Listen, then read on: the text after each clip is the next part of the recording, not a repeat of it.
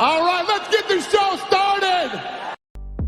Dana White shuts down Jon Jones headlining UFC White House. I just can't risk putting him in big positions. Jon Jones decided to end his retirement just 2 weeks after it started thanks to the announcement from President Donald Trump that he was planning to host a UFC event at the White House in 2026. Unfortunately for Jones, it appears he may not even end up with a spot on that card. While preparations for the event are underway, UFC CEO Dana White has repeatedly stated he's not even contemplating matchmaking yet because the card is still a year away. That said, White's hesitation to have Jones headline that particular event isn't based around the possibility he could potentially compete for a title and then immediately retire again afterwards. Instead, White points to Jones' checkered past as the reason why he can't trust putting Jones at the top of such a historic show. It's not even about him winning the belt, White said about Jones at the UFC 318 post-fight press conference. "You know how I felt about him. I just can't risk putting him in big positions in a big spot and have something go wrong, especially the White House card." While Jones is widely considered the greatest fighter of all time, it's difficult to ignore the events that were altered by him not being able to compete.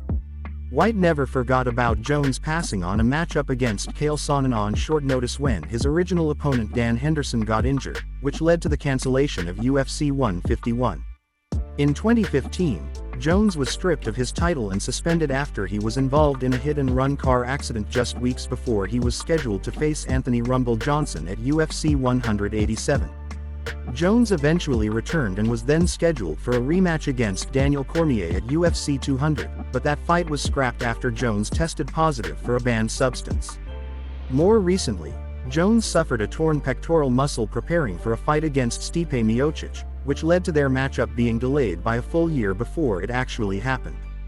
That history weighs heavy on White's mind when it comes to Jones potentially returning to action and headlining an event like the one planned for the White House during the America 250 celebration in 2026. White doubled down on not addressing any fights or fighters for that card because it's too early to start planning for the lineup. For now, White is staying focused on the logistics of how to stage a UFC fight on the grounds of the White House, and he'll worry about matchmaking at a much later date. "That fight's a year away," White said. "So I'm not thinking about anything right now. The landscape will change so much by next 4th of July, who knows what's going to happen? Who knows who's going to be on the card? What the main event will be or who will hold all the titles?